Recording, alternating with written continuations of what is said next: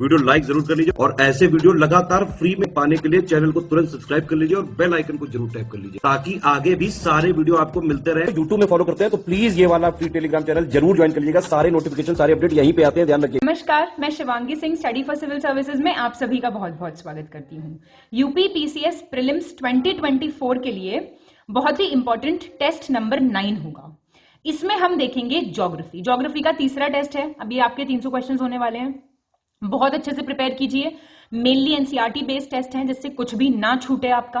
अच्छे से test attempt कीजिए, अच्छे से अपना स्कोर बताइए, पूछी गई चीजों के आंसर मुझे जरूर करके बताइए। इसके अलावा जो लोग भी हमारे पेड ग्रुप्स ज्वाइन करने में इंटरेस्टेड हैं वो नीचे दिए गए नंबर्स पे कॉल या व्हाट्सएप कर सकते हैं। बहुत ही कम पेजेस के मटेरियल से आप बहुत अच्छी तैयारी कर सकते हैं और अपनी तैयारी को, प्रिपरेशन लेवल को बहुत ही स्ट्रांग कर सकते हैं। बहुत सारी प्रैक्टिस करने का टाइम है ये। आप हमारी पेड क्विज लगातार, उसमें अब तक शायद 4,500-5,000 क्वेश्चंस कराए जा चुके हैं, आप उन सबको प्रैक्टिस कर सकते हैं। करंट अफेयर भी उसमें आपका पूरा कवर हो जाएगा। टेस्ट सीरीज, करंट अफेयर्स, पूरा स्टडी मटेरियल, सब कुछ एक जगह पाने के लिए ज्वाइन कर सकते हैं आप स्टडी फॉर सिविल सर्विसेज के पेड ग्रुप। फिलहाल के लिए टेस्ट नंबर 9 देखेंगे। धन्यवाद। चलिए, तो यूपी पीसीएस प्रीलिम्स 2024 ज्योग्राफी का थर्ड टेस्ट है हमारा, एनसीईआरटी 9th और 11th। पहला सही विकल्प चुनना है आपको। भारत में प्रति 1000 पुरुषों पर महिलाओं की संख्या को क्या कहते हैं? Sex ratio. Number of women पर 1000 मेन। 10 लाख से ज्यादा पॉपुलेशन वाले शहरों को मिलियन प्लस सिटीज बोला जाता है। और आंतरिक हलचलों के कारण पृथ्वी की सतह पर पड़ने वाली जो दरारें होती हैं, जिनकी वजह से रॉक स्लिप करती हैं, उनको कहते हैं भ्रंश, मतलब फॉल्ट्स। एक प्रकार की खारे पानी की झील जो समुद्र में भ्रंशों और समुद्री जीवों के कारण बनती है, उसको क्या कहते हैं? लेगून झील। एक तरीके का सॉल्ट वाटर लेक है ये। ठीक है, बताइए। बी ठीक है। फर्स्ट, सेकंड और थर्ड ठीक है। एक टाइप का सॉल्ट वाटर लेक जो कि सैंड बैरियर्स और मरीन एनिमल्स की वजह से बनता है। ठीक है ना, भ्रंश भ्रंश का कोई लेना देना नहीं है इसमें। उसको कहते हैं लेगून लेक। ठीक है, जो बनता है रेत बालू की बाधाओं से। क्लियर? तो ये फॉल्ट्स नहीं आएगा यहाँ पे। सेकंड, सही विकल्प चुने, choose the correct option. Bharat की मानक मध्याह्न रेखा प्रतापगढ़ के नैनी कस्बे से होकर गुजरती है। स्टैंडर्ड मेरिडियन बोल रहा है। भूपर्पटी की संरचना और गति का संबंध है भू विवर्तनिकी से, जियोटेक्टोनिक्स से। अर्थ क्रस्ट में जो मूवमेंट है और उनका स्ट्रक्चर है। जितने लोग एक साल में पर 1000 लोग मर रहे हैं उसको डेथ रेट कहते हैं। और किसी स्थान पर वह समय जब सूर्य ठीक मध्य में चमक रहा है, एग्जैक्टली इन द मिडिल, उसको कहते हैं स्थानीय समय, लोकल टाइम। सी सही है। 2, 3 और 4। देखिए, स्टैंडर्ड मेरिडियन आप जानते होंगे 82.5 डिग्री ईस्ट, ये आपका स्टैंडर्ड मेरिडियन है इंडिया का, जिसको कहा जाता है certified time of entire India. Naini town Prayagraj का है। प्रतापगढ़ का कहां से हो गया?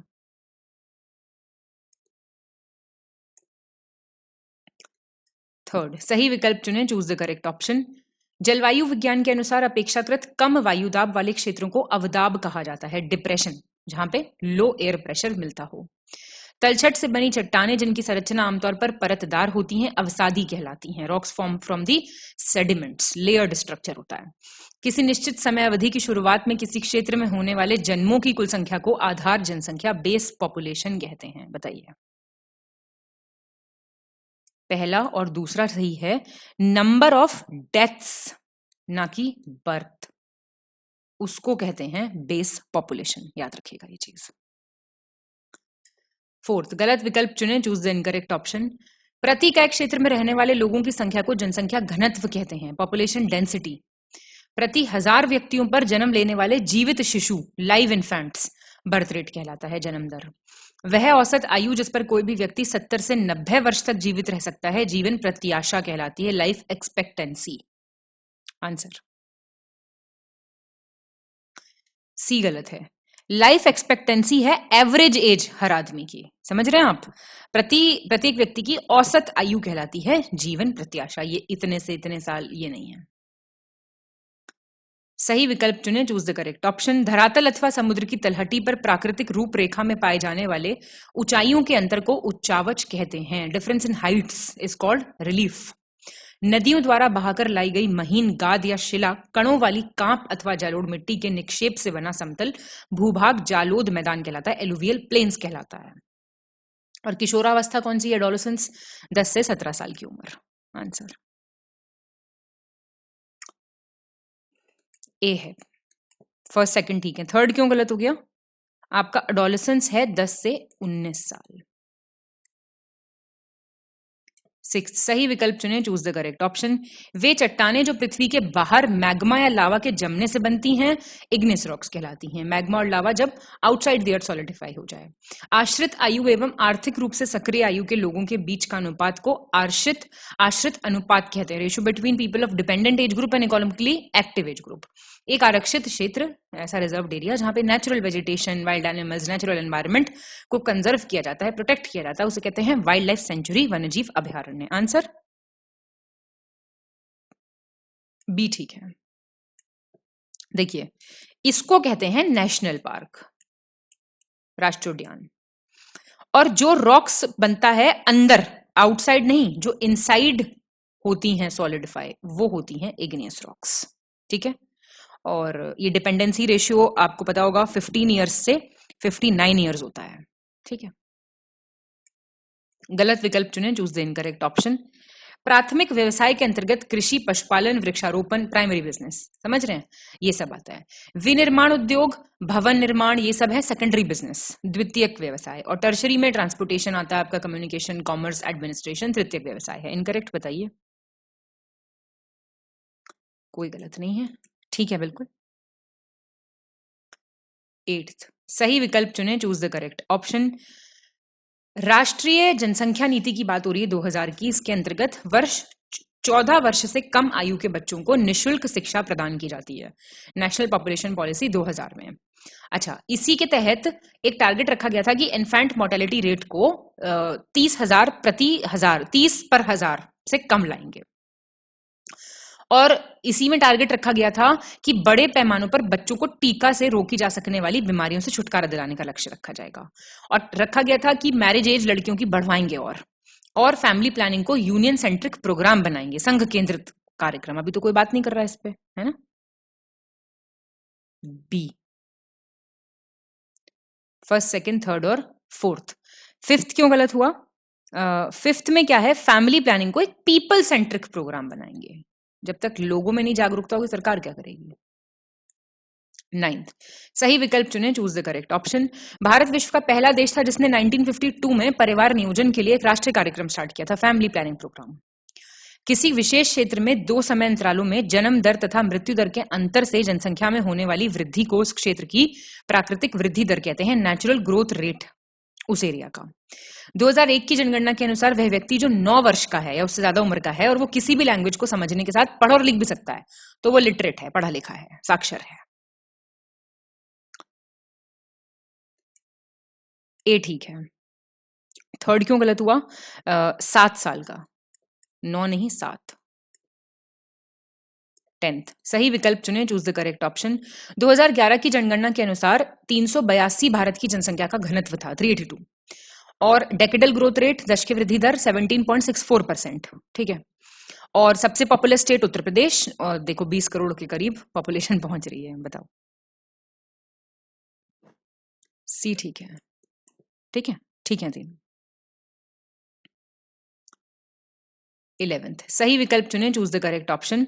1930s में आर्थर होम्स ने कहा कि मेंटल भाग में संवहन धाराओं के प्रभाव की संभावना व्यक्त थी, मतलब कन्वेक्शन करंट्स हैं मेंटल में।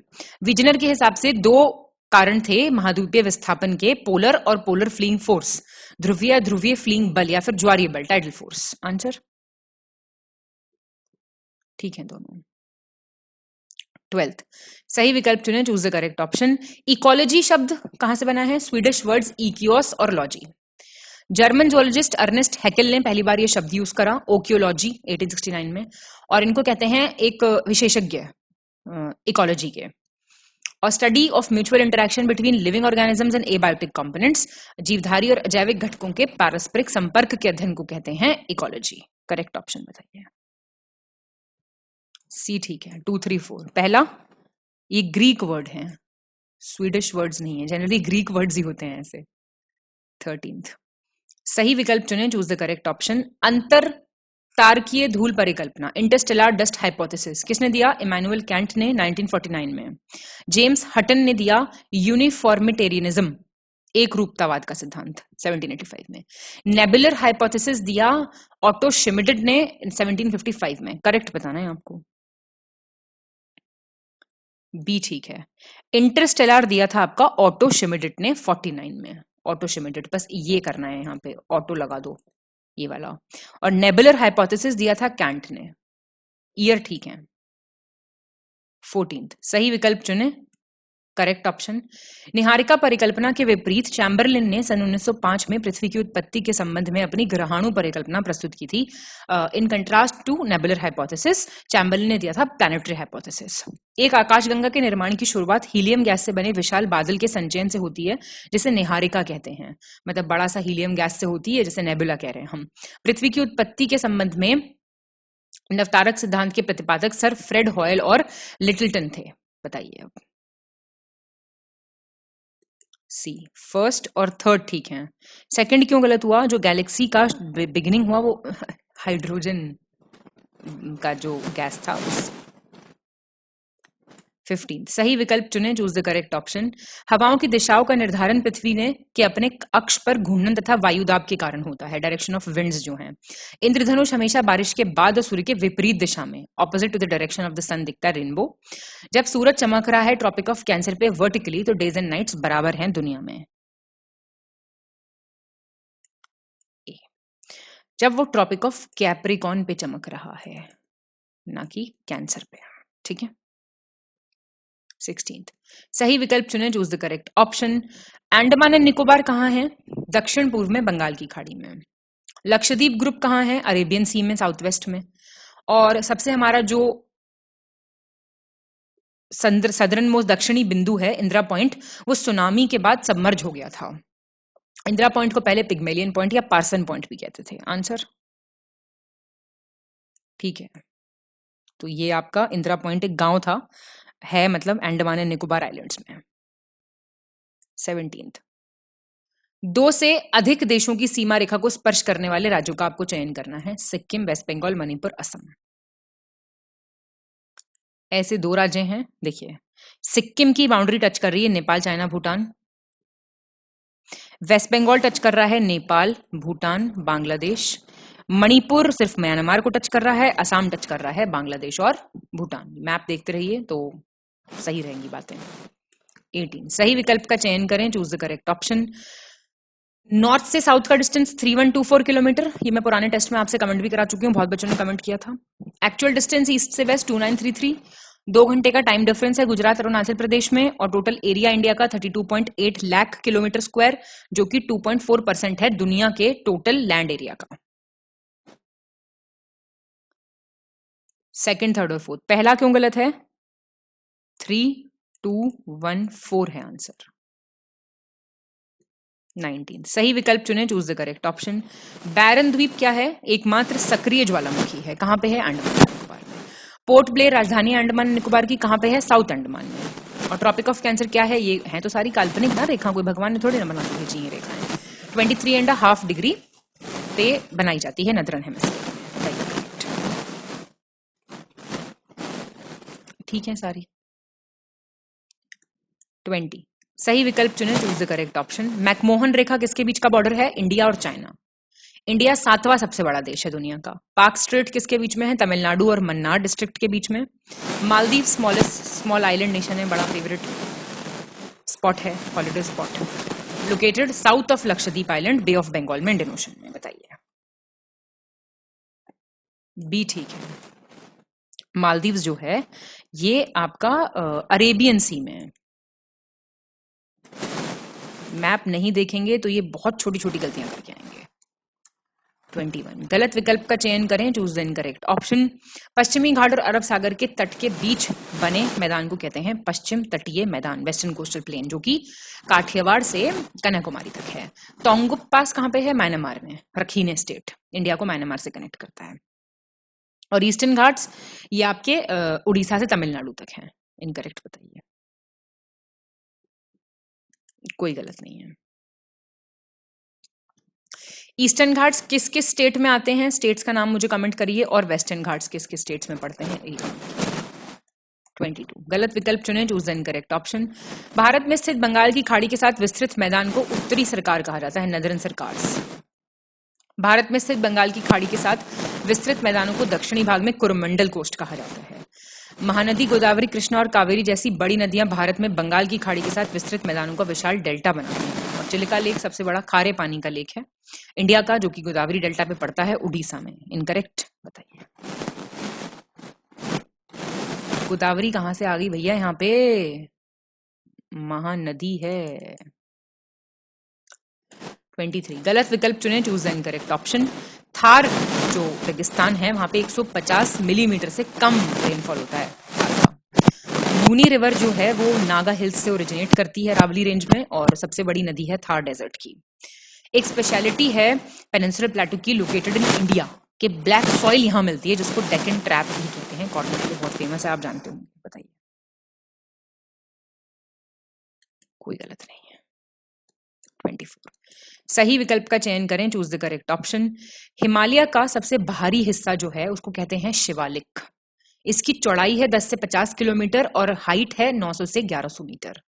इसमें ना अनकंसोलिडेटेड सेडिमेंट्स मिलते हैं, मतलब जो नदियां लाती है ना बहुत सारा, उसका टूट फूट इसमें मिलेगा आपको। जब वर्टिकल वैली जो लेसर हिमालय और शिवालिक के बीच में है उसको कहते हैं दून, जैसे देहरादून। जो निम्न हिमालय और शिवालिक के बीच में लंबत घाटी है उसको दून कहते हैं। बताइए। सही है। 25 सही विकल्प चुने, चूज द करेक्ट ऑप्शन। खनिज तेल का निष्कर्षण केवल मध्यजीवी महाकल्प की तलछटी चट्टानों में ही संभव है, जिसकी संरचना अनुकूल गुंबददार होती है। मतलब मेसोजोइक एरा से जो सेडिमेंटरी रॉक्स हैं सिर्फ वहां पे मिलते हैं ये मिनरल ऑयल। ठीक है। तापीय परिवर्तनों का चट्टानों पर बहुत अधिक प्रभाव पड़ता है, लेकिन चट्टानों की कई ऐसी किस्में भी पाई जाती हैं जिन पर तापीय परिवर्तनों का कोई प्रभाव नहीं पड़ता। उत्पत्ति के आधार पर आग्नेय चट्टानों को 2 पार्ट्स में डिवाइड करते हैं, इंट्रूसिव एक्सट्रूसिव। ठीक है ना, जो बाहर हैं और जो अंदर हैं, वो उनमें डिवीजन है ये। बताइए।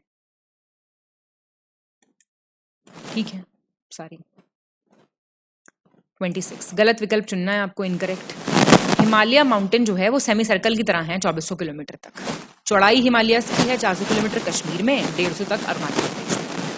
बहुत आपको विविधता मिलेगी वेस्टर्न पार्ट में as compare to eastern part height में। हिमाद्री सबसे सतत है, कंटिन्यूअस माउंटेन चेन है, इसमें बहुत ऊंची ऊंची आपको चोटी मिलेंगी, 6000 मीटर की हाइट है। आंसर सी गलत।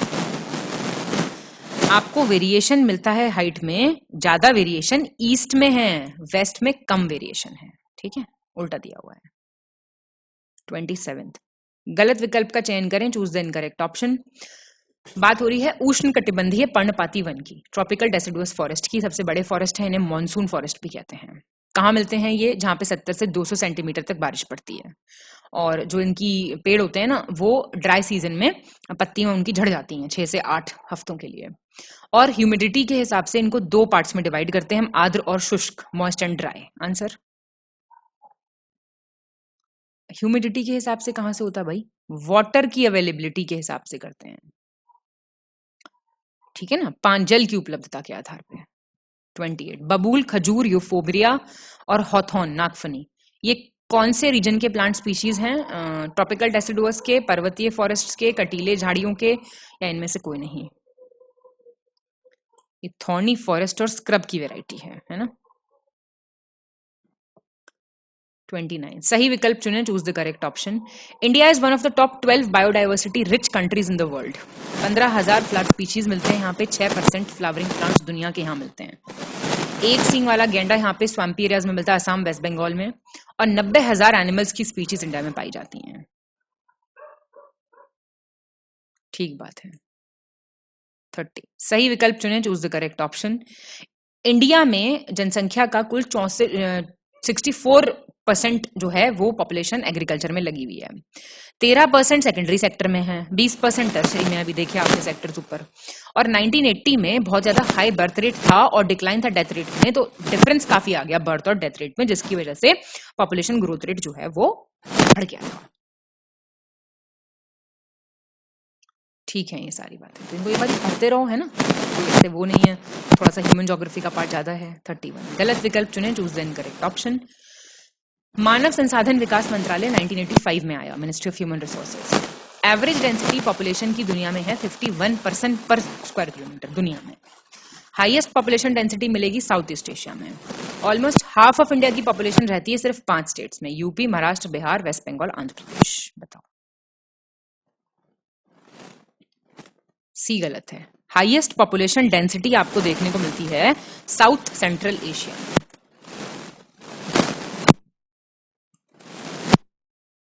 फिर ईस्ट एशिया, फिर साउथ ईस्ट एशिया। सही विकल्प चुनना है। गंगा ब्रह्मपुत्र नदियों के उपजाऊ मैदान तथा चीन में हुआंगही और चांगजियांग नदियों के उपजाऊ मैदान घनी आबादी वाले क्षेत्र हैं, डेंसली पॉपुलेटेड हैं। पिट्सबर्ग स्टील सिटी है, आप जानते हैं, यूएस का। और पहला यंत्रीकृत वस्त्र मिल आया था 1854 में बॉम्बे में, mechanised textile mill. Second third, आपके प्लेन्स गंगा ब्रह्मपुत्र के जो हैं वो आपके इंडिया में डेंसली, और हुआंगहे और चांगजियांग नदी जो चाइना की हैं उनके जो प्लेन्स हैं वो बहुत ज्यादा डेंसली पॉपुलेटेड है। नॉट नहीं आएगा, they are very densely populated. 33, great lakes के संबंध में आपको बाएं से दाएं देखा, मैप मैप मैप, बार बार कह रही हूं मैप पढ़ो। होम्स बताया था मैंने आपको, अब ये अरेंजमेंट पूछ रहा है, बताओ जरा। डी हो जाएगा।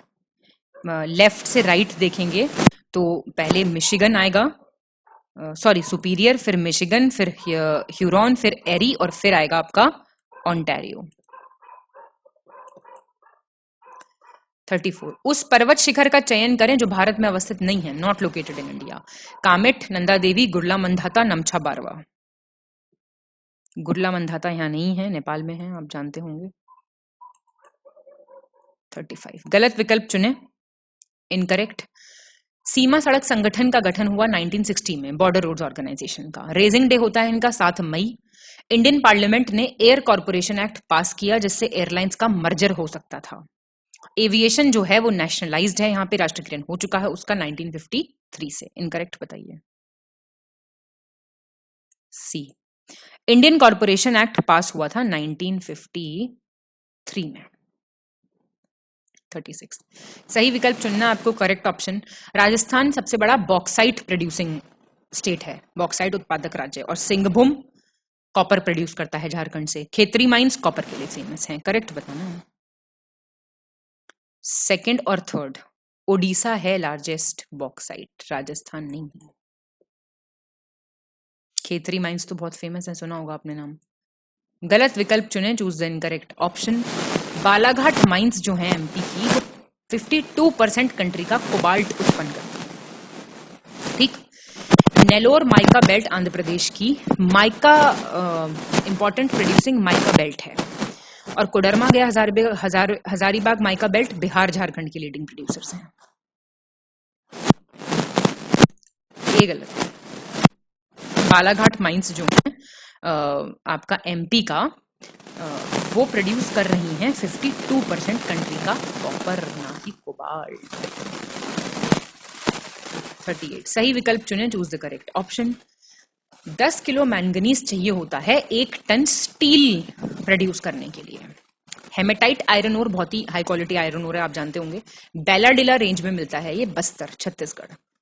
और हेमेटाइट आयरन ओर निकाला जाता है बादाम पहाड़ से, मयूरभंज केंदुजार, सुना होगा आपने। इंपॉर्टेंट है, सारा देख लो। 39, सही विकल्प चुने, choose the correct option. Mountains in India 30% cover करते हैं एरिया, लैंड भारत में। क्या? पर्वत। पठार करते हैं, प्लेट्यू 27%, प्लेन्स करते हैं 43%।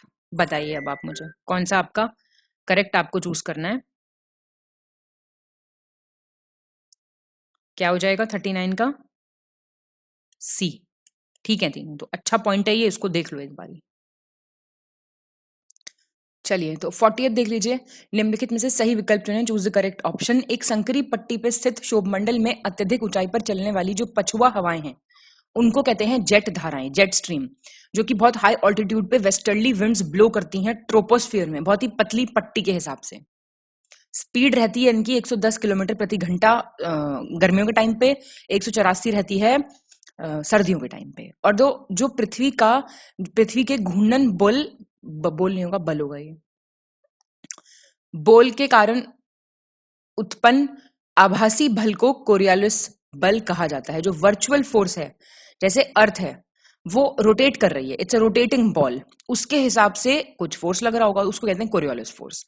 और कोरियोलिस फोर्स की वजह से आपको पता होगा हवाएं डिफ्लेक्ट होती हैं। कोई भी चीज जब गोल घूम रही है तो उस पर हवा चला के देखो आप, तो डिफ्लेक्शन आएगा। वो होता है राइट की तरफ नदरन हेमिस्फेयर में और लेफ्ट की तरफ सदरन हेमिस्फेयर में। बताइए, डी हो गया आपका आंसर। सारे ठीक हैं ये, है ना। इसी को तो कहते हैं फेरल्स लॉ, सुना होगा आपने, फेरल का नियम, यही तो है फेरल का नियम। 41 गलत विकल्प चुने, चूज द इनकरेक्ट ऑप्शन। 1938 में सर जॉर्ज डार्विन ने यह सजेशन दिया कि प्रारंभ में पृथ्वी तथा चंद्रमा तेजी से घूर्णन करते एक ही पिंड हुआ करते थे, they were a single body, rapidly rotating body. International Astronomical Union ने अगस्त 2006 में प्लूटो का दर्जा घटा दिया था, मतलब प्लैनेट से उसको ड्वार्फ प्लैनेट बता दिया। आधुनिक समय में ब्रह्मांड की उत्पत्ति के संबंध में सर्वाधिक स्वीकृत सिद्धांत बिग बैंग थ्योरी है, जिसे विस्तारित ब्रह्मांड परिकल्पना, एक्सपैंडिंग यूनिवर्स हाइपोथेसिस भी कहा जाता है। और 1920 में एडविन हबल ने एविडेंस दिया था कि यूनिवर्स एक्सपैंड कर रहा है, विस्तार कर रहा है। बताइए, ये 1938 तो बहुत ज्यादा आगे आ गए ठीक है, ये 1838 है। 42 सही विकल्प चुने, चूज द करेक्ट ऑप्शन।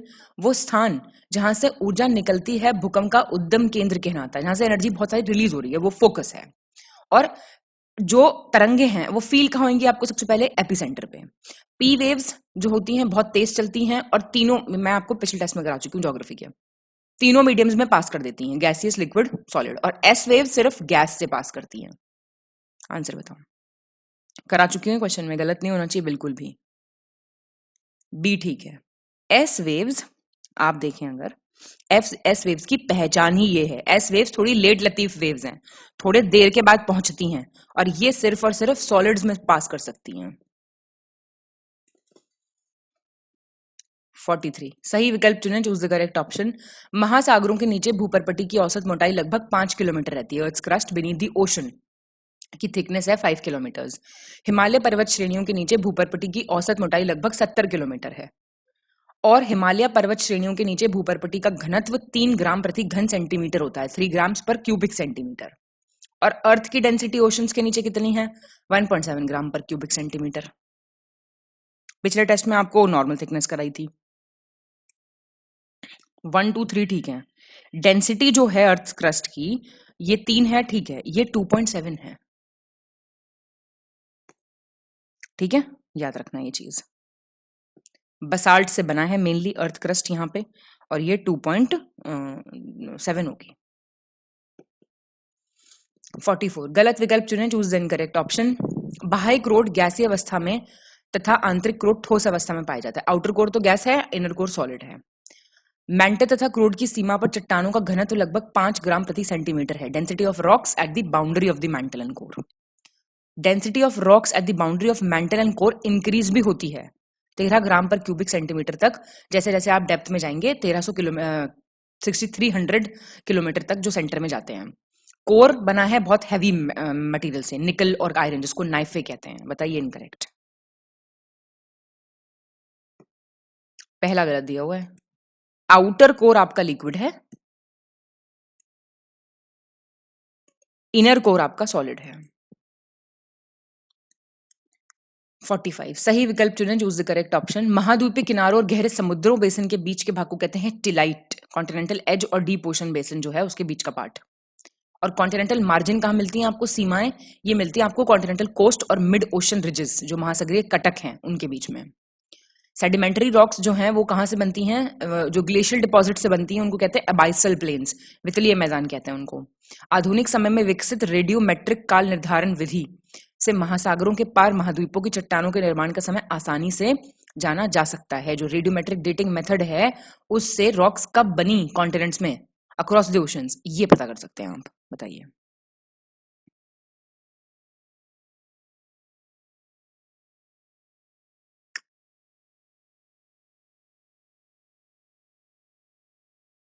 तो इसका करेक्ट हो गया आपका डी।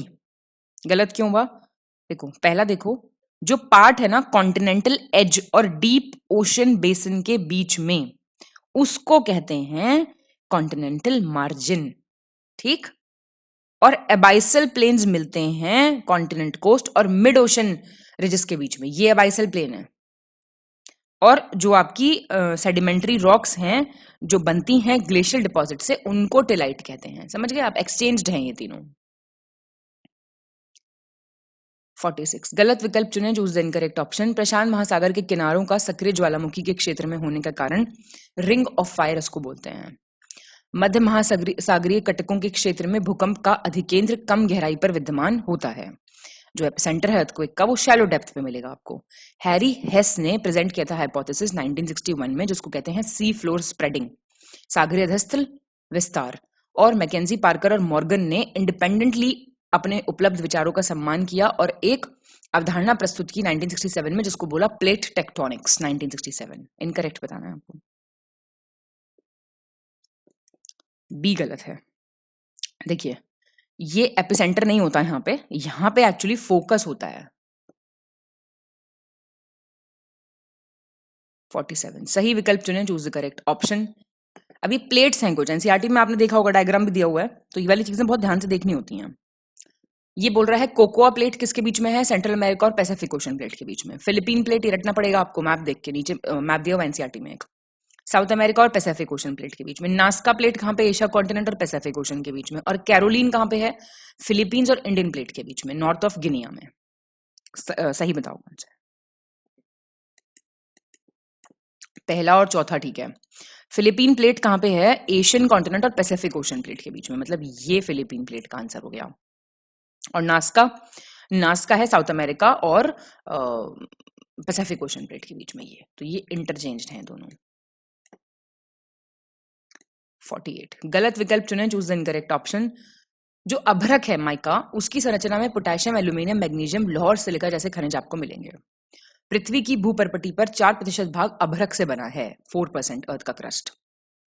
अभ्रक आमतौर पर अवसादी और रूपांतरित चट्टानों में पाया जाएगा और इसका उपयोग विद्युत उपकरण में किया जाता है, जो सेडिमेंट्री और मेटामॉर्फिक रॉक्स में आपको ही मिलेगा। और पायरोक्सिन जो है उसकी संरचना में आपको कैल्शियम, एल्यूमिनियम, मैग्नीशियम, आयरन और सिलिका जैसे खनिज मिलेंगे। अब इनकरेक्ट बताना है आपको। सी हो जाएगा गलत। माइका मिलता है इग्नियस और मेटामॉर्फिक रॉक में। बाकी ठीक दिया हुआ है, ठीक है। चलिए, ये पायरोक्सिन जो है ना 10% आपको अर्थ के क्रस्ट में मिलता है ये, और ये मीटराइट्स में भी मिलता है, जानते हैं आप, उल्का पिंडों में। और ग्रीन कलर का होता है ये पायरोक्सिन। 49 गलत विकल्प चुने, choose the incorrect option. Silicon और कैल्शियम फेल्सपार में है सारे। आधा अर्थ क्रस्ट फेल्सपार का बना हुआ है, ये इंग्लिश वाले में लिखा है, इसमें नहीं लिखा कोई नहीं। फेल्सपार जो है वो सिरामिक यूटेंसिल्स और ग्लास बनाने के काम आता है, जो चीनी मिट्टी के बर्तन होते हैं ना वो।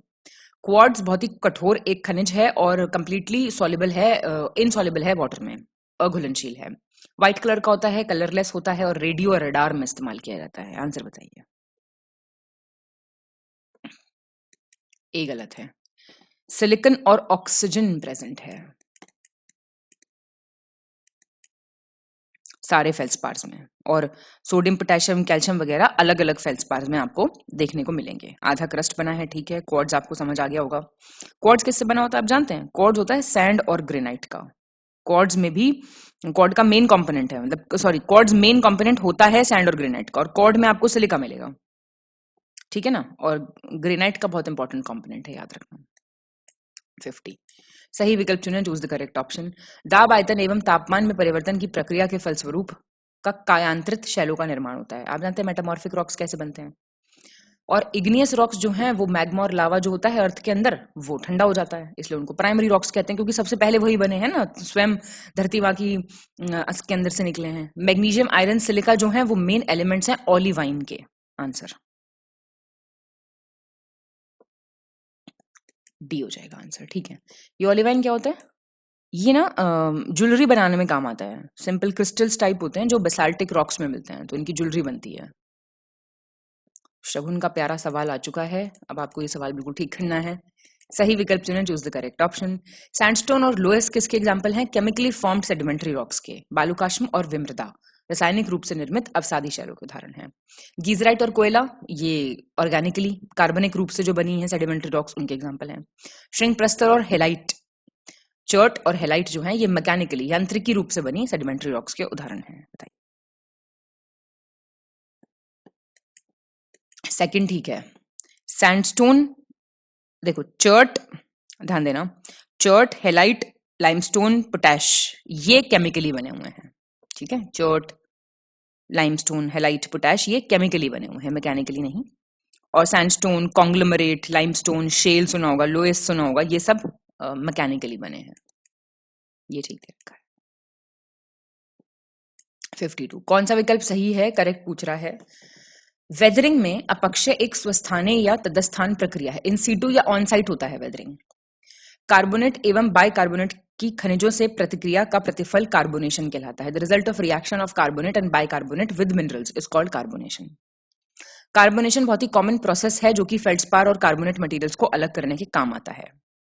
अच्छा, खनिज स्वयं जल धारण करके विस्तारित हो जाते हैं और ये विस्तार पदार्थ के आयतन अथवा शैल में वृद्धि का कारण बन जाता है। वाटर रिटेन कर लेते हैं और एक्सपैंड हो जाते हैं। ठीक है, आंसर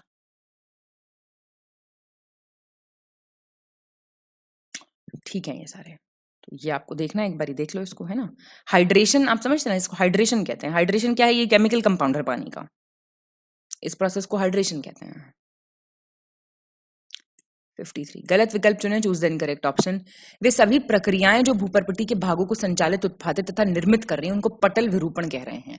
डायस्ट्रोफिज्म, मूव कर रही हैं, एलिवेट कर रही हैं, उठा पटक कर रही हैं। ठीक है। पृथ्वी के अंदर ऊर्जा अधिकतर रेडियोधर्मी प्रतिक्रियाओं, घूर्णी और ज्वारीय घर्षण और पृथ्वी की उत्पत्ति से जुड़ी ऊष्मा द्वारा उत्पन्न होती है। जो एनर्जी है अर्थ के inside, that is mostly generated by radio active reactions, rotational, tidal friction, heat है। अंतर्जनित प्रक्रियाएं अपनी ऊर्जा सूर्य द्वारा निर्धारित वायुमंडलीय ऊर्जा एवं अंतर्जनित शक्तियों से नियंत्रित विवर्तनिक कारकों से उत्पन्न प्रवणता से प्राप्त करती हैं। जो एंडोजेनिक प्रोसेसेस है ना, वो एनर्जी ऑब्टेन कर रहे हैं एटमॉस्फेरिक एनर्जी से, जो कि सन, आप जानते हैं सूर्य देव कर रहे हैं सब कुछ ये। और ग्रेडियंट्स जो जनरेट कर रही हैं टेक्टोनिक फैक्टर्स, जो प्लेट्स खिसक रही हैं आपस में। ज्वालामुखीयता, वोल्केनिज्म में क्या होता है? पिघली हुई शैलों या लावा का भूतल की ओर सचलन एवं अनेक आंतरिक तथा बाह्य ज्वालामुखी स्वरूपों का निर्माण सम्मिलित होता है। मतलब मूवमेंट ऑफ मोल्टन रॉक्स और lava excuse me towards the surface and formation of many internal and external volcanic forms. बताइए। इनकरेक्ट, सी हो जाएगा। देखो, अंदर वाली फोर्सेस पे सन का काम नहीं है, ये एक्सोजेनिक फोर्सेस की बात हो रही है जो पृथ्वी के अंदर है। ठीक है, ये बहिर्जनिक प्रक्रियाएं हैं, बाकी ठीक है बिल्कुल। 54 मिट्टी के निर्माण में सहायक कारकों का आपको चयन करना है जो फैक्टर्स मिट्टी बनाते हैं। जैसे पेरेंट मटेरियल है, टोपोग्राफी स्थलाकृति है, जलवायु क्लाइमेट है, क्लाइमेट नहीं क्लाइमेट है, जैविक क्रियाएं हैं, टाइम है। बताइए। डेफिनेटली सभी फैक्टर्स हैं ये जिनसे वजह से मिट्टी बनती है। 55 गलत विकल्प चुने, चूज द इनकरेक्ट ऑप्शन। नदियां जब युवा अवस्था में होती हैं तो उथली वी आकार घाटियां बनाती हैं जब यंग स्टेज में होती हैं। प्रौढ़ावस्था में नदियों में पानी की मात्रा ज्यादा हो जाती है तो सहायक नदियां भी इसमें मिल जाती हैं। मतलब जब मैच्योर स्टेज होती है तो ट्रिब्यूटरीज आके मिल जाती हैं। वृद्धावस्था में नदियां नदी विसर्प, प्राकृतिक तटबंध, गोकुर, झील बनाती हैं। River meanders, natural embankments, oxbow lakes ये सब बनाती हैं। इनकरेक्ट बताना है आपको। तो ये आपकी डी हो जाएगा आंसर, कोई गलत नहीं है। ये सी होगा यहाँ पे, कोई बात नहीं। तो ओल्ड स्टेज में आप जानते हैं जो स्मॉल स्मॉल ट्रिब्यूटरीज होती है ना, वो कम होती चली जाती हैं और रिवर अपना फ्रीली फ्लो कर रही होती है, तो इसलिए ये सारे के सारे बनते हैं। 56 गलत विकल्प चुने, चूज द इनकरेक्ट ऑप्शन। पहाड़ी क्षेत्रों में छोटे छोटे अपर्दित चट्टान के टुकड़े नदी तल में छोटे छोटे गर्तों में फंस जाते हैं और गोलाकार रूप में घूमते रहते हैं, जिन्हें जल गर्तिका कहते हैं। आप समझ रहे हैं, जैसे कुछ कुछ टुकड़े टूट गए, कहीं कहीं फंस गए वो बेचारे, वहीं घूम रहे हैं वो पानी के साथ, है ना, उनको पॉटहोल्स कहते हैं। अत्यधिक क्षैतिज अपर्दन के कारण मंद ढलानों पर बहने वाली नदियां घुमावदार हो जाती हैं या नदी विसर्प का निर्माण करती हैं। जब ज्यादा हॉरिजॉन्टली इरोजन हो जाए तो रिवर्स जो हैं वो ऐसे मियांडर्स की फॉर्म ले लेती हैं। जैसे ऐसे इरोजन हो रहा है आपका, समझ रहे हैं आप, इस वाले पान में हॉरिजॉन्टल मतलब ऐसे वाले तरीके से इरोजन हो रहा है।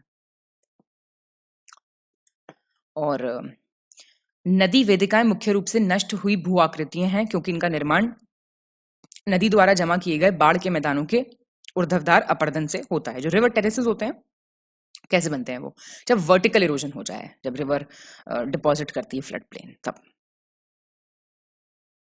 कोई गलत नहीं है इसमें से। 57 गलत विकल्प चुने, चूज द इनकरेक्ट ऑप्शन। जब कोई नदी उच्च स्थलों में बहती हुई गिरिपथ और मंद ढाल वाले ढलानदार मैदानों में प्रवेश करती है तो एक जलोढ़ पंखा बन जाता है। मतलब कोई ऊंची जगह से फुटहिल पे आ रही है तो स्लोप प्लेन्स लो ग्रेडियंट के तो एलुवियल फैन बन जाते हैं, वो फैन की तरह इकट्ठा कर देता है जो उसके साथ आ रहा होता है सारा।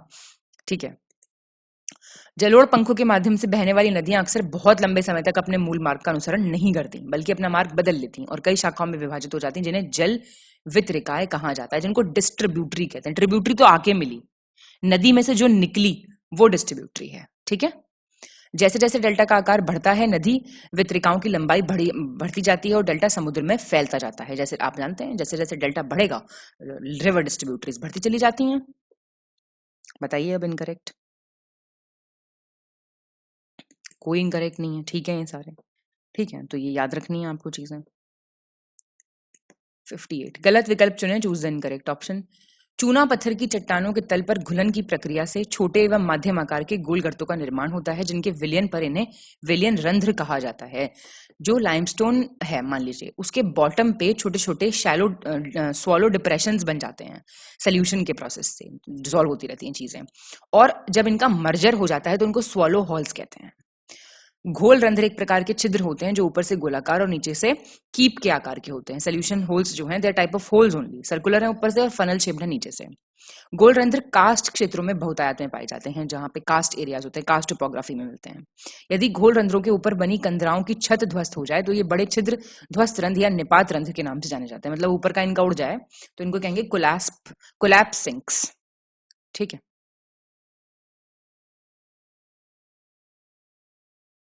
डी गलत हो गया भाई। देखिए, कोलैप्स सोल्यूशन होल्स जो होते हैं इनको आप डोलाइंस के नाम से भी जानते हैं। डोलाइंस सुना होगा ये नाम अगर तो। अगर केव्स जो हैं वो नीचे बन जाएं, ऊपर नहीं नीचे बनेंगे ये, और कोलैप्स कर जाए तो इन बड़े होल्स को कहा जाता है कोलैप्स सिंक्स। ठीक है, और ज्यादातर सोल्यूशन होल्स जो होते हैं ना वो कवर्ड रहते हैं, जो एक्यूमुलेशन होता है एरोडेड मटेरियल का उनसे।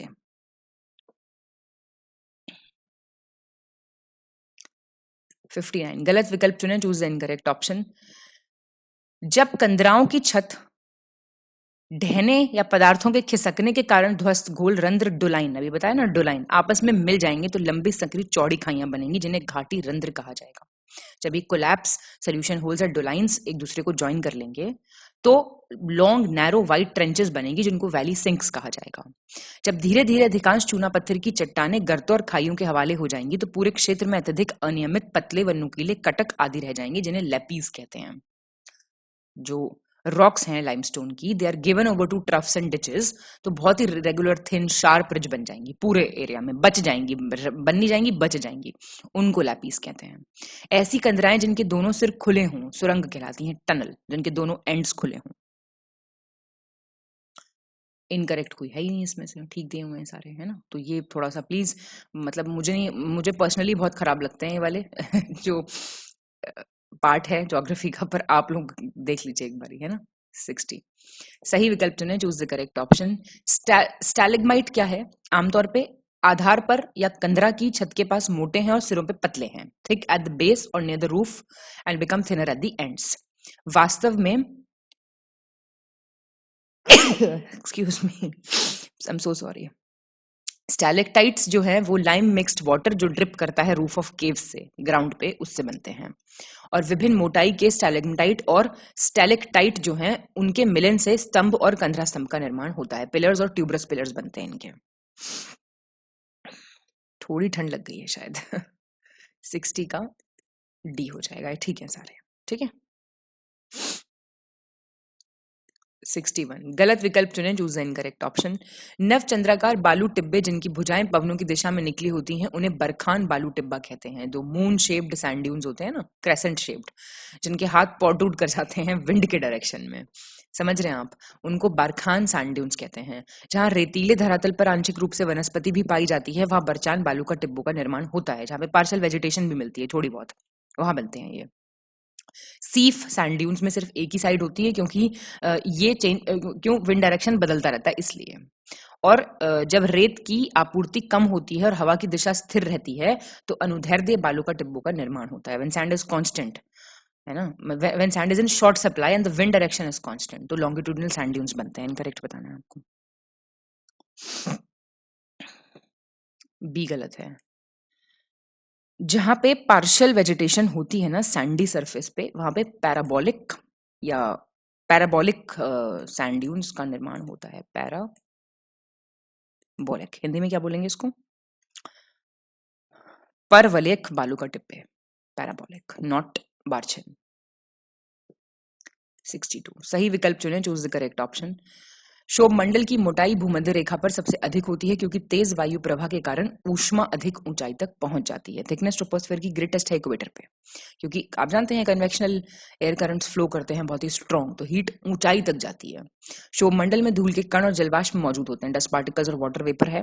मौसम में परिवर्तन क्षोभ मंडल में होता है, जो चेंजेस अकर होते हैं दैट इज इन ट्रोपोस्फियर। क्षोभ मंडल में प्रत्येक 165 मीटर की ऊंचाई पर तापमान 1 डिग्री सेल्सियस कम होता है, गिरता है। और क्षोभ मंडल जो है वो सबसे इंपॉर्टेंट लेयर है बायोलॉजिकल एक्टिविटीज के लिए। बताइए करेक्ट। सही है सारे। तो ट्रोपोस्फियर के बारे में, क्षोभ मंडल के बारे में आपको पता होनी चाहिए चीजें, है ना। ऐसे वाले क्वेश्चंस नहीं गलत कर सकते आप। वेदर के जितने चेंज हैं वो सब ट्रोपोस्फियर में होते हैं। 63 सही विकल्प चुनें, चूज द करेक्ट ऑप्शन। क्षोभ मंडल और समताप मंडल को अलग करने वाला जो भाग है वो क्षोभ सीमा है। ट्रोपोस्फियर और स्ट्रेटोस्फियर को जो अलग करता है वो क्या कहलाता है? ट्रोपोपॉज। स्ट्रेटोस्फियर कहां तक मिलता है आपको? 50 किलोमीटर। ट्रोपोपॉज के ऊपर जाओगे तो स्ट्रेटोस्फियर मिलेगा 50 किलोमीटर तक, और ओजोन लेयर इसी में मिलती है, और ये हमें बचाती है अल्ट्रावायलेट रेस से। बताओ, ये भी ठीक है सारे। 64 गलत विकल्प चुनें, choose the incorrect option. Mesosphere जो है वो स्ट्रेटोस्फियर के ऊपर है। अभी तो स्ट्रेटोस्फियर में पहुंच गए थे आप, उसके ऊपर मीजोस्फियर है 80 किलोमीटर तक। आयनोस्फियर मीजोस्फियर के ऊपर है 80 से 300 तक, आयन मंडल जिसको कहते हैं। और आयन मंडल में आपको इलेक्ट्रिकली चार्ज्ड पार्टिकल्स मिलते हैं, ठीक है, इसी की वजह से इसको आयनोस्फियर कहते हैं। और रेडियो वेव्स जो हैं वो अर्थ पे वापस कौन भेजता है? Through ionosphere only. ठीक है, ये छोड़ दो इसे, इस वाले पॉइंट को।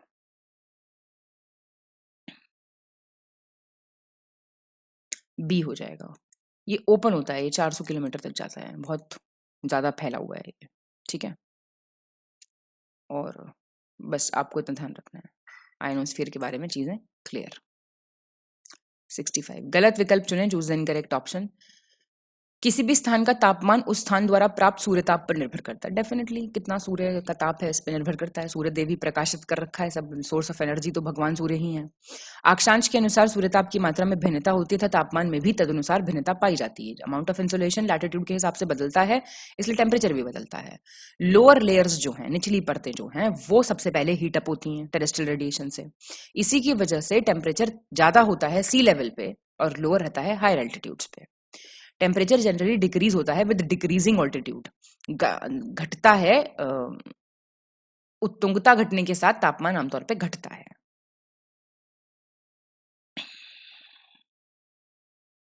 ये कैसे हो सकता है ना? टेम्परेचर जो है जनरली डिक्रीज होता है विद इंक्रीजिंग ऑल्टीट्यूड, इसी को तो आप कहते हैं नॉर्मल लैप्स रेट, सुना होगा आपने। 66 सही विकल्प चुनें, चूज द करेक्ट ऑप्शन।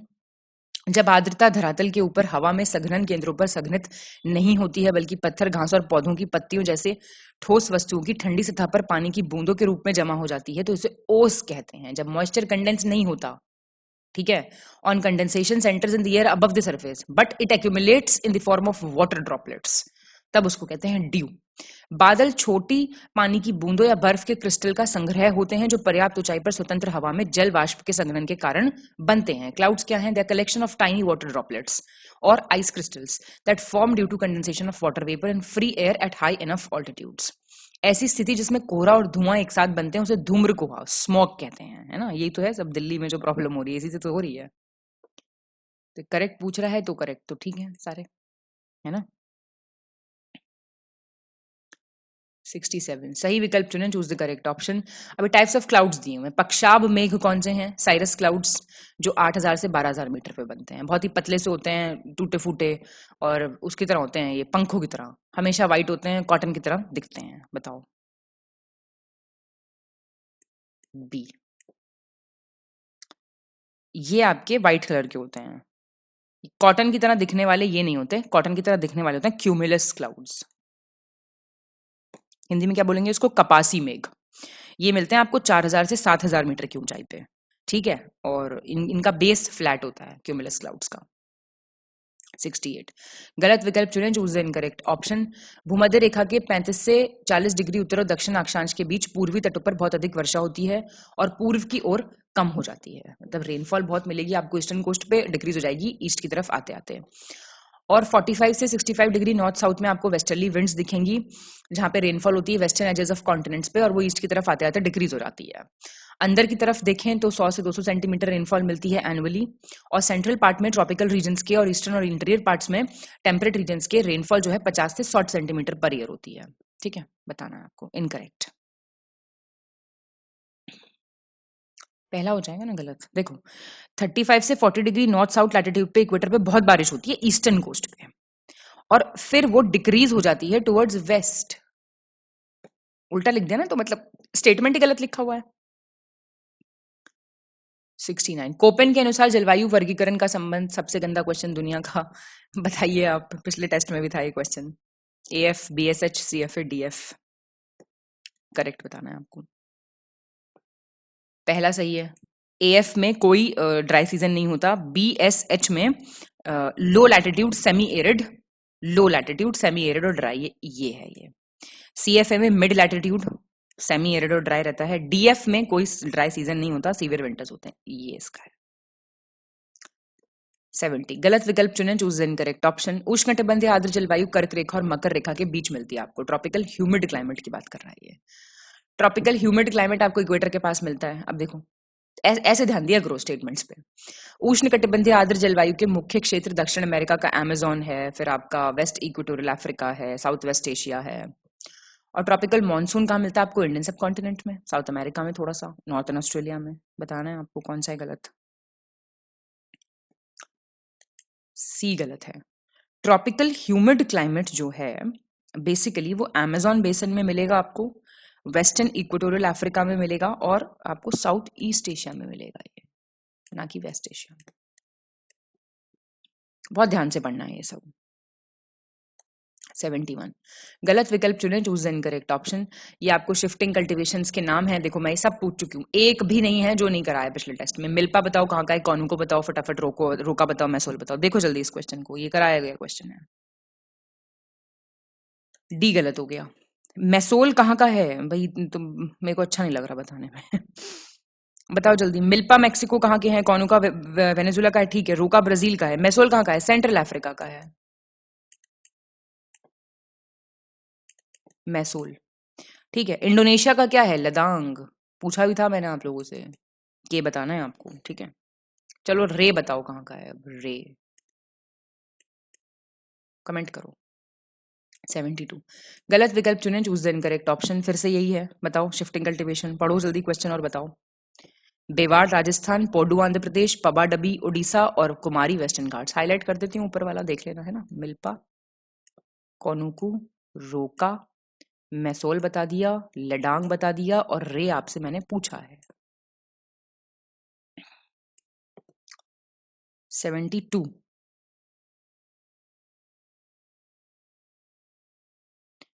का ए हो जाएगा। अब देखो ना, सुनो सारे बता रही हूँ। बेवाड़ और ढैया, बेवाड़ और एक होता है ढैया, ये MP के हैं। पौडू, ठीक है, पौडू पेंडा भी बोलते हैं इसको। पामाडबी कोमन कहते हैं इसको, कोमन उड़ीसा। कुमारी वेस्टर्न घाट्स का है, ठीक है, ठीक है। तो ये याद रखना प्लीज, भूलना नहीं है बिल्कुल भी।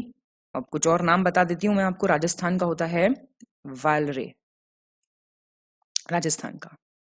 एक होता है खिल, हिमालय का। एक होता है कुरुवा, झारखंड का। और झुम कहते हैं कहाँ पे? चलो झुम तो बता दो कहाँ कहते हैं, सबसे फेमस वाला तो बता ही दो कहाँ कहते हैं। हाईलाइट कर लो फटाफट। देवार धैया, पोडू, पमंडाबी, कुमारी, वालरे, खिल, कुरुवा और झुम पूछा है मैंने, बताओ। 73 सही विकल्प चुने, चूज द करेक्ट ऑप्शन। काली मृदाओं की बात आ रही है, इनको कहते हैं रेगुर सॉइल्स। कॉटन बहुत अच्छा होता है इसमें, ब्लैक कॉटन सॉइल भी कहते हैं इसको, काली कपास मृदा। और कहाँ मिलती है? महाराष्ट्र, सौराष्ट्र, मालवा, एमपी, छत्तीसगढ़, और ये आपको गोदावरी कृष्णा में भी मिलेगी, साउथ ईस्ट डायरेक्शन में। आंसर बताओ। ठीक है सारी बातें, तो ब्लैक सॉइल पूरा आपका रेडी हो जाना चाहिए यहाँ पे। 74 गलत विकल्प चुने, चूज द इनकरेक्ट ऑप्शन। जालोड़ मृदाएं आपकी जो है हिमालय की 3 महत्वपूर्ण नदी तंत्रों सिंधु, गंगा, ब्रह्मपुत्र नदी द्वारा लाए गए निक्षेपों से बनी है। जो सारा डिपॉजिट वो करती हैं उससे बनती हैं ये। ईस्टर्न कोस्टल प्लेन जो ये महानदी गोदावरी, कृष्णा, कावेरी के डेल्टा बनते हैं, ये एलुवियल सॉइल से बने हैं, जालोड़ मिट्टी से बने हैं। अब ज्यादातर जो जालोड़ मिट्टी है वो पोटैश, फॉस्फोरिक एसिड, लाइम में काफी अच्छा मिलेगा इनमें। इसी वजह से शुगर केन, पैडी और ये सब इन पे अच्छा ग्रो करता है। आंसर कोई गलत नहीं है, बहुत फर्टाइल, सबसे ज्यादा भारत में पाई एलुवियल सॉइल्स जाती हैं, बहुत ही फर्टाइल हैं ये, याद रखिएगा ये चीज, ठीक है। 75 गलत विकल्प चुने, choose the incorrect option. Laterite मृदा की बात कर रहे हैं, जहां पे डेसिडुअस और एवरग्रीन फॉरेस्ट मिलते हैं, वहां पे लेटराइट सॉइल है, मतलब ह्यूमस सफिशिएंट है इनमें, ह्यूमस की मात्रा पर्याप्त है। लेटराइट मृदा का निर्माण उष्ण कटिबंधीय तथा उपोष्ण कटिबंधीय जलवायु क्षेत्रों में आर्द्र तथा शुष्क ऋतुओं के बाद एक आने के कारण होता है। जो लेटराइट सॉइल है डेवलप करती है under tropical and sub tropical climate, alternate wet and dry season आता है। टी और कॉफी बहुत अच्छा उगता है इसमें, कर्नाटका, केरला, तमिलनाडु में। अगर ढंग से, मतलब आप ये लगा लो कि मृदा को अच्छे से आप पोषण दे रहे हो, सॉइल कंजर्वेशन टेक्निक्स यूज कर रहे हो, तो अच्छा हो जाता है। ब्लैक कलर की लेटराइट सॉइल तमिलनाडु, आंध्र प्रदेश, केरला की बहुत फेमस है काजू उगाने के लिए। बताओ। डी गलत हो गया है भैया, ब्लैक कौन सी है? रेड है laterite soil, red, not black, ठीक। 76 करेंगे, सही विकल्प चुनें, चूज द करेक्ट ऑप्शन। प्रधानमंत्री कौशल विकास योजना को 2015 में 1 करोड़ भारतीय युवाओं को 2016 से 2020 तक प्रशिक्षित करने के उद्देश्य से शुरू किया गया था, टू ट्रेन 1 करोड़ इंडियंस। कौशल से पता चल रहा है स्किल डेवलपमेंट। अहमदाबाद में 1859 में पहली सूती मिल, कॉटन मिल लगी थी। और Tata iron and steel company कब स्टार्ट हुई थी? 1907, साक्षी जगह है, साक्षी सिंहभूम, सुवर्णरेखा और खारकी नदी का मिलन है यहाँ पे, तो संगम पे स्टार्ट की गई थी। ये क्वेश्चन रिपीटेड है, ये वाला सेंटेंस, ठीक है बिल्कुल। तो ये वाले याद रखना, ये याद रखना, ठीक है। 77 गलत विकल्प चुने, choose the incorrect option. Germany, United states America, China, Japan, Russia, ये 3 कंट्रीज हैं जहां पे आयरन एंड स्टील इंडस्ट्रीज हैं। इंडिया, समझ गए ना, लोहा इस्पात उद्योग। India, Hong Kong, south Korea, Japan, Taiwan में मिलेंगे आपको कॉटन टेक्सटाइल इंडस्ट्रीज, सूती वस्त्र उद्योग। सिलिकॉन वैली, सेंट्रल कैलिफोर्निया की बेंगलुरु, जिसको सिलिकॉन वैली कहते हैं। रिपीटेड क्वेश्चन है ये, अगर ये भी नहीं पता चल रहा है ना कि रिपीटेड क्वेश्चन है, तो ढंग से नहीं पढ़ रहे हो। कंट्रीज हैं जहां पे ऑटोमोबाइल इंडस्ट्री स्टैब्लिश्ड है, मतलब ऑटोमोबाइल उद्योग है। इनकरेक्ट बताना है आपको, बताओ। यहाँ पे ऑटोमोबाइल उद्योग है? क्या है? आईटी इंडस्ट्रीज है ना यहाँ पे, इंफॉर्मेशन टेक्नोलॉजी। 78 गलत विकल्प चुने, चूज द इनकरेक्ट ऑप्शन। 3 दिसंबर 1984 को बहुत ही poisonous gas methyl isocyanide hydrogen cyanide के साथ रिएक्शन करके लीक कर गई थी यूनियन कार्बाइड फैक्ट्री भोपाल से, जिसको भोपाल गैस ट्रेजेडी के नाम से जाना जाता है। अब भोपाल में हुई इस घटना के संदर्भ में 1989 में प्रकाशित की गई सरकारी सूचना के अनुसार आधिकारिक रूप से मरने वाले व्यक्तियों की संख्या थी 3598, ऑफिशियल डेटा था ये। 23 दिसंबर 2005 को चीन के चोंगकिंग के गांव कियाओ में गैस कूप में विस्फोट के कारण मौत हुई थी। ये गैस ट्रेजेडीज यहाँ पे दी हुई हैं, इनकरेक्ट बताना है आपको। ये आपका इनमें से कोई नहीं है। ये बहुत बड़ा हुआ था हादसा, चाइना में भी ना। यहाँ पे 243 लोग मर गए थे, 9000 से ज्यादा लोग घायल हुए थे और 64-65 हजार लोगों को निकाला गया था वहां से। 79 सही विकल्प चुने, choose the correct option. Jute को क्या कहते हैं? Golden fibre. कहाँ बढ़िया उगता है ये? जहां पे एलुवियल सॉइल है, टेम्परेचर ज्यादा है, रेनफॉल ज्यादा है, ह्यूमिड क्लाइमेट है। ट्रॉपिकल रीजन्स की ये क्रॉप है, उष्ण कटिबंधीय क्षेत्र में उगाई जाने वाली फसल है, और इंडिया, बांग्लादेश इसके लीडिंग प्रोड्यूसर्स हैं। आंसर ठीक है ये भी। 80 गलत विकल्प चुने, चूज द इनकरेक्ट ऑप्शन। जो एक कोई फार्म है, मान लीजिए अमेरिका में प्रारंभिक रूप का जो फार्म है, उसका साइज होता है 250 हेक्टेयर्स। कॉफी को वार्म वेट क्लाइमेट चाहिए, वेल ड्रेन्ड एलुवियल सॉइल चाहिए, आर्द्र गर्म जलवायु चाहिए।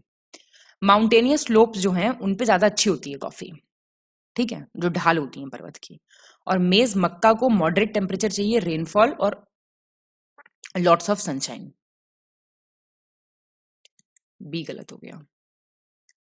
कॉफी को वार्म वेट क्लाइमेट चाहिए, एलुवियल सॉइल्स कब से चाहिए भाई कॉफी को, तो फिर यहीं पे अपने घर में भी उगा लेते हैं आप लोग नॉर्थ इंडियंस। लोमी सॉइल चाहिए, ठीक है, दोमट मृदा जिसको कहते हैं। 81 सही विकल्प चुनें, चूज द करेक्ट ऑप्शन। कपास के 3 शीर्ष उत्पादक कौन राज्य देश? China, Brazil, Russia. राइस के चाइना, इंडिया, इंडोनेशिया। मेज के यूएसए, चाइना, ब्राजील। बी ठीक है। पहला क्यों गलत हुआ? कॉटन के हैं चाइना, इंडिया और यूएसए, टॉप 3। 82 सही विकल्प चुनना आपको। आ गया ये देखो, न्यूक्लियर एनर्जी सेंटर्स हैं और कहाँ पे हैं देखो, कलपक्कम कहाँ, तारापुर, राणा प्रताप सागर, नरोड़ा, काइगा, सारे पता होने चाहिए वैसे तो, हैं ही कितने। सी एस का आंसर देख लो। कलपक्कम कहाँ है? तमिलनाडु में है। तारापुर कहाँ है? महाराष्ट्र में है। राणा प्रताप सागर कहाँ है? कोटा के पास पड़ता है, राजस्थान में। नरोड़ा कहाँ पे है? यूपी में। काइगा ठीक है। 83 गलत विकल्प चुने, choose the incorrect option. Bharat में पेट्रोलियम के मुख्य उत्पादक क्षेत्र असम में डिगबोई, मुंबई में बॉम्बे हाई और कृष्णा और गोदावरी नदियों के डेल्टा हैं major petroleum producing areas. Rajasthan, Jharkhand के पास यूरेनियम के बहुत अच्छे निक्षेप मिलेंगे, डिपॉजिट्स मिलेंगे। थोरियम मिलता है मोनाजाइट सैंड्स ऑफ गुजरात में। इंडिया में जैसलमेर, कृष्णा गोदावरी डेल्टा, त्रिपुरा जो है ये ऑफशोर है, ऑफशोर जगह है मुंबई में, नेचुरल गैस रिसोर्सेज हैं। इनकरेक्ट बताइए, मतलब देखते ही नहीं आना चाहिए। मोनाजाइट सैंड्स कहाँ भाई? करा चुकी हूँ क्वेश्चन में, केरला का मोनाजाइट सैंड्स, ठीक है। चलिए 84 सही विकल्प चुने, चूज द करेक्ट ऑप्शन।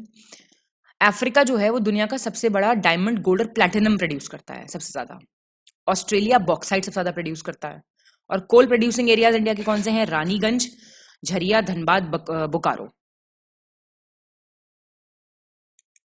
पहला दूसरा ठीक है। कोल प्रोड्यूसिंग एरियाज इंडिया के हैं रानीगंज वेस्ट बंगाल में, झरिया, धनबाद, बोकारो झारखंड में है।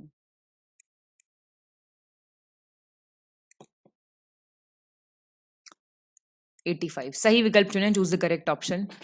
सिंधु द्रोणी का 1/3 से थोड़ा अधिक हिस्सा भारत में जम्मू कश्मीर, हिमाचल प्रदेश और पंजाब राज्यों में स्थित है और शेष हिस्सा पाकिस्तान में है। जो इंडस बेसिन है वो मेनली जम्मू कश्मीर, हिमाचल प्रदेश, पंजाब में है, बाकी पूरा पाकिस्तान में है। गंगा की जलधारा जिसे भागीरथी कहते हैं, the head waters of Ganga, ये गंगोत्री ग्लेशियर से पोषित होती है और उत्तराखंड के देवप्रयाग में अलकनंदा से आके मिलती है। तो पंचप्रयाग पता होने चाहिए आपको, जरा कमेंट कर दो अब मुझे इसी बात पे, ठीक है ये तो बात। 86 सही विकल्प चुनें, choose the correct option.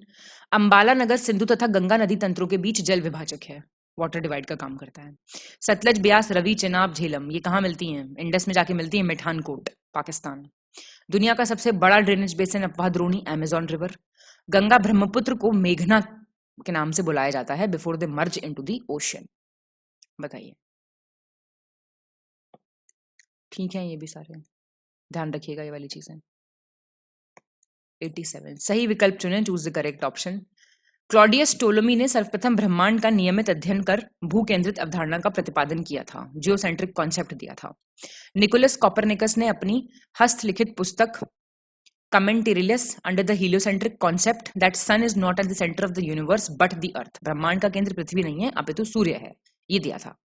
William Herschel ने दूरबीन की सहायता से अंतरिक्ष का अध्ययन करके बताया था कि सौरमंडल आकाशगंगा का एक अंश मात्र है, it is only a part of the Galaxy, William Herschel ने बोला था। बताइए, ठीक है ये सारे, तो ये देख लो, ये आपके क्लॉडियस टोलोमी थे, आपके इजिप्ट ग्रीस के, ये आपके पोलैंड के थे कॉपरनिकस, और ये ब्रिटेन के थे हर्शल। 88 गलत विकल्प चुने, चूज द इनकरेक्ट ऑप्शन। अंतरराष्ट्रीय स्तर पर क्लब ऑफ रोम 1968 में पहली बार अधिक व्यवस्थित तरीके से संसाधन संरक्षण की इन्होंने वकालत की थी। आप जानते हैं दैट रिसोर्स कंजर्वेशन की बात इन्होंने की थी 1968 में। फिर 1987 में आया ब्रंटलैंड कमीशन रिपोर्ट, जिसने कॉन्सेप्ट दिया सस्टेनेबल डेवलपमेंट का, सतत विकास का जो अवधारणा दी थी। एजेंडा 21 आया था 1992 में, जो अर्थ समिट हुआ था। तो बताना इनकरेक्ट कौन सा है? कोई गलत नहीं है। एनवायरमेंट लिस्टिंग में सारी चीजें चिल्ला चिल्ला के कराई है मैंने। 89 प्रति किलोग्राम समुद्री जल में निम्नलिखित में से किस घटक की मात्रा ग्राम में सबसे कम है? Lowest in grams, bromine, borate, magnesium, calcium. B. देखो कंपोनेंट्स जो है ना सबसे ज्यादा पोटेशियम, बाइकार्बोनेट। अब इनमें से देखो, हाँ आप कहोगे मैम कैसे याद रहेगा, थोड़ा बहुत तो देखो याद रखना पड़ेगा, है ना। जैसे क्लोरीन, सोडियम, मैग्नीशियम, कैल्शियम के से मतलब ये बिल्कुल कम है, 0 पॉइंट समथिंग वाले हैं ये। बोरेट हो गया, ब्रोमीन हो गया, लेकिन बोरेट सबसे कम है, 0.02 है। तो ये एक तो याद करना पड़ेगा आपको। 90 सही विकल्प चुनें, चूज द करेक्ट ऑप्शन। हिमटोप जलवायु ग्रीनलैंड और अंटार्कटिका के आंतरिक भागों में पाई जाती है, आइस कैप क्लाइमेट जो है। 1930 के दशक में संयुक्त राज्य अमेरिका में बृहत मैदान के दक्षिण पश्चिमी भाग में, जिसे धूल का कटोरा कहा जाता है, भीषण सूखा पड़ा था। सीवियर ड्रॉट देखा गया था वहां पे, डस्ट बाउल बोलते हैं जिसको। वायुमंडल में उपस्थित ग्रीन हाउस गैसों में सबसे अधिक सांद्रण कार्बन डाइऑक्साइड का है, सबसे कॉन्सेंट्रेटेड जो है सब में से कार्बन डाइऑक्साइड है। 1997 जो था वो सबसे गर्म था, वार्मेस्ट ईयर था, not only for 20th century but also for the whole millennium. सहस्त्राब्दी का सबसे गर्म जो है वर्ष था। बताइए। बी ठीक है। क्यों गलत क्यों हो गया? 1998 था। 91 निम्नलिखित तत्वों को पृथ्वी की परपटी में उनकी भागीदारी के आधार पर आपको आरोही क्रम में लगाना है। Participation in the earth crust ascending order में लगाना है। Silicon, aluminium, iron, calcium, sodium. D हो गया है आंसर। देखिए ऑक्सीजन सबसे ज्यादा है, आपको पता है ऑक्सीजन तो सबसे पहले ऑक्सीजन आना था, फिर सिलिकॉन है 27 पॉइंट समथिंग है ये, फिर एल्यूमिनियम है, फिर आयरन है, फिर कैल्शियम है, फिर आपका सोडियम है, फिर एंड में आपके पोटेशियम, मैग्नीशियम है। पोटेशियम तो के हो जाएगा, फिर मैग्नीशियम है। 92 सही विकल्प चुनें, choose the correct option. Amphibole की संरचना में एल्यूमिनियम, कैल्शियम, सिलिका, लौह और मैग्नीशियम शामिल है। Amphibole. Annual rainfall dry deciduous forest में 100 से 200 सेंटीमीटर होती है, शुष्क पर्णपाती वनों में। और उष्ण कटिबंधीय सदाबहार और अर्ध सदाबहार वनों में वृक्षों की लंबाई 60 मीटर, बहुत ऊंचे ऊंचे वृक्ष होते हैं। बताइए।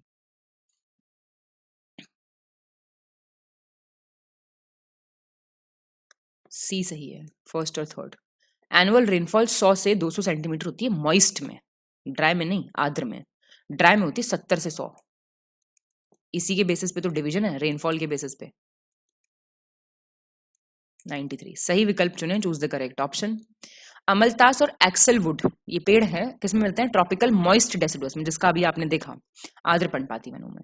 महुआ चंदन मिलते हैं ट्रॉपिकल ड्राई डेसिडुअस में, ये भी आपने ऊपर देखा। सिडार होलॉक मिलते हैं ट्रॉपिकल सेमी एवरग्रीन, उष्ण कटिबंधीय अर्ध सदाबहार में। और रोजवुड और महोगनी कहाँ मिलते हैं? ट्रॉपिकल एवरग्रीन में, उष्ण कटिबंधीय सदाबहार वनों में। ये क्वेश्चन बहुत फेमस क्वेश्चन है, आता जरूर है ये क्वेश्चन।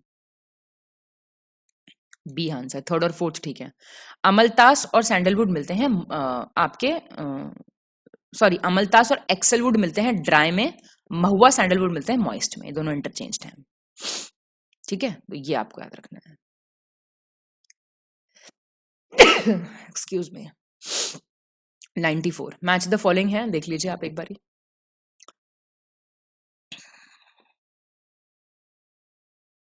सी हो जाएगा आंसर, देख लीजिए। क्रोकोडाइल ब्रीडिंग प्रोजेक्ट ये 1975 का है। मस्क डियर 1970 का है। वल्चर कंजर्वेशन 2006 का है। रेड पांडा 1996 का है।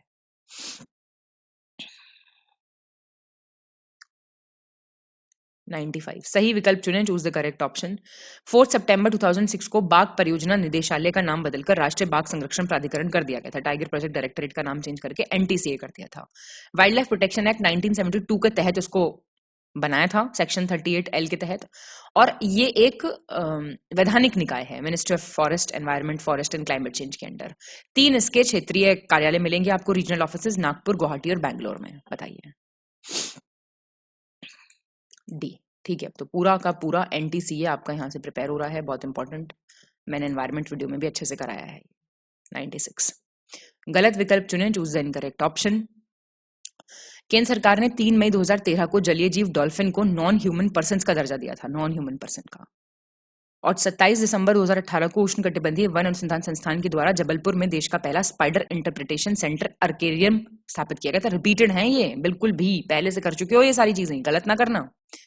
और टाइगर को नेशनल हेरिटेज एनिमल बनाया था अक्टूबर 22, 2010 को। बताइए। मतलब कोई बात है? टाइगर है हेरिटेज एलिमेंट, बताओ। कमाल हो गया भाई। एलिफेंट, डेट, ये ईयर वियर भी देख लेना। 97।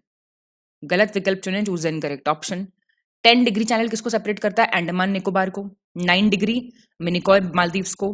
रॉस आइलैंड का नाम बदल के किया नेताजी सुभाष चंद्र बोस आइलैंड। सारे आइलैंड्स के बताए थे नाम आपको मैंने पिछले टेस्ट में। और नील आइलैंड का करा शहीद आइलैंड। इनकरेक्ट बताओ। बी गलत है। 9 डिग्री करता है आइलैंड ऑफ मिनिकॉय को लक्षद्वीप से अलग। ठीक है, लक्षद्वीप से। और ये आइलैंड थे 3। रॉस का नाम कर दिया था नेताजी सुभाष चंद्र बोस, नील का कर दिया था शहीद आइलैंड, और हैवलॉक का कर दिया था स्वराज आइलैंड। ये करा चुकी मैं पहले भी। 98। निम्नलिखित नदियों को उनके जनग्रहण क्षेत्र के आधार पर अवरोही क्रम में आपको अरेंज करना है on the basis of their catchment area. Pennar descending order में, काली नदी, ढाढर और ब्राह्मणी।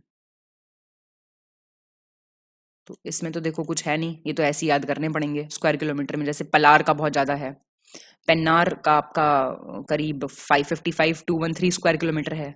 फिर आपका काली नदी का है 5179, ये स्क्वायर किलोमीटर में है। देखो पेन्नार का बहुत ज्यादा है 55,213, काली नदी का 5179 है, ढांडर का आपका 2770 है स्क्वायर किलोमीटर में, ब्राह्मणी का आपका 39,033। तो ये तो थोड़ा सा रिलेटिविटी के हिसाब से याद करने पड़ेंगे आपको। 99 सही विकल्प चुनना है आपको, करेक्ट ऑप्शन। ये बोल रहा है आपसे मोगली महोत्सव कहाँ मनाया जाता है? पेंच टाइगर रिजर्व में, मध्य प्रदेश में।